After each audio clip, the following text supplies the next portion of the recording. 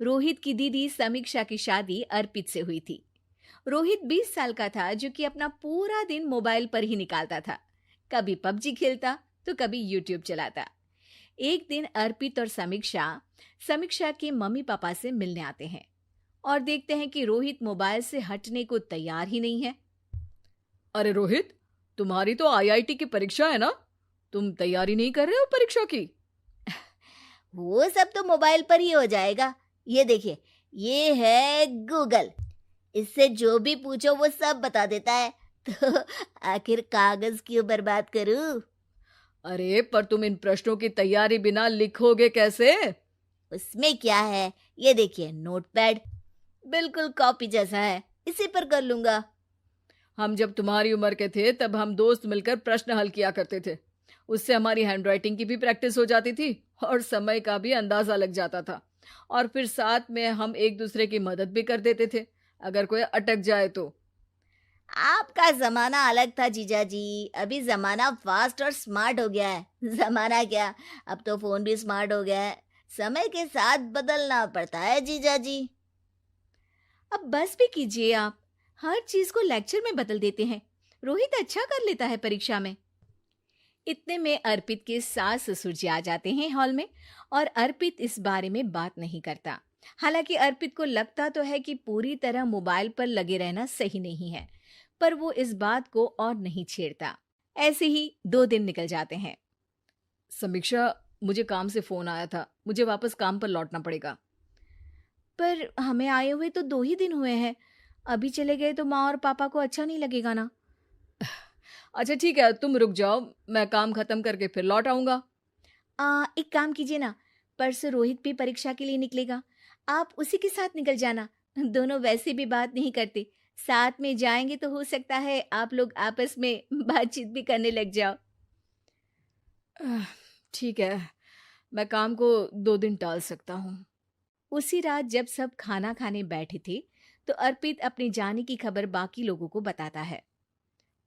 मुझे काम के लिए वापस जाना होगा। अरे बेटा, पर अभी तो तुम आए हो, इतनी जल्दी चले जाओगे?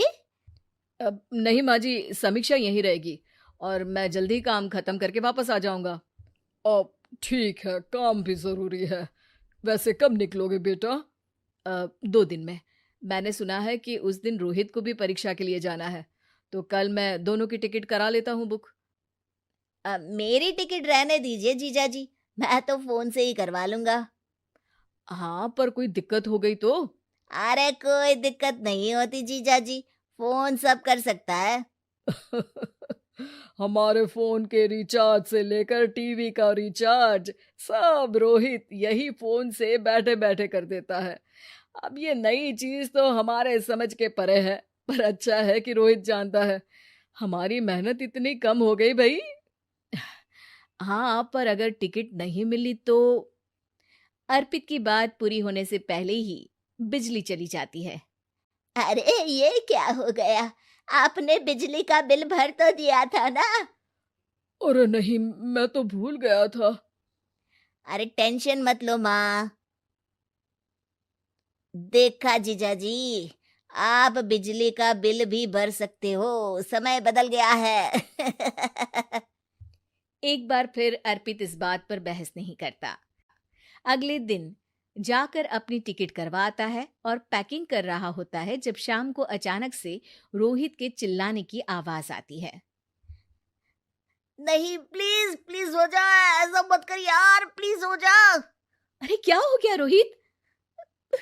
दीदी, सर्वर हैंग हो गया, मेरे टिकट मेरी टिकट नहीं हो पाई दीदी। क्या मतलब टिकट नहीं हो पाई? इतने में वहां रोहित के मम्मी और पापा भी आ जाते हैं। अरे क्या हो गया? माँ, मेरा टिकट नहीं हो पाया, सर्वर डाउन हो गया।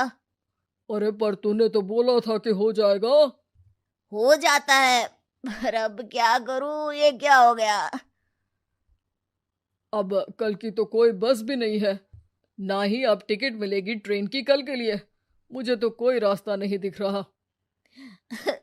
अब फिर लगता है मेरा ये साल बर्बाद हो जाएगा। घर पर एकदम से दुख का माहौल छा जाता है और सब रोहित को डांटते हैं, पर इतने में अर्पित वहां आ जाता है। आप सब रोहित को क्यों डांट रहे हैं? आपने ही तो उसे बढ़ावा दिया था ना। लेकिन इसकी लापरवाही के कारण इसकी परीक्षा छूट जाएगी। इसने तो हमसे कहा था कि टिकट हो जाएंगे। हे भगवान, अब क्या होगा? चिंता करने की कोई बात नहीं है। मैंने एक एक्स्ट्रा टिकट करवा ली थी। मैं समझता हूँ कि मोबाइल हमारा ही काम आसान करने के लिए है, पर उस पर ही पूरी तरह से निर्भर होना तो गलत बात है ना। रोहित टिकट को देखकर बहुत खुश हो जाता है और जोर से जाकर अपने जीजाजी के गले लग जाता है। सॉरी जीजाजी, मुझे आपकी बात ध्यान से सुननी चाहिए थी, पर थैंक यू सो मच। हाँ बेटा, तुमने तो इसका भविष्य बचा लिया। शिक्षा, दूसरों से मदद मांगना गलत नहीं, पर दूसरों पर निर्भर हो जाना गलत है।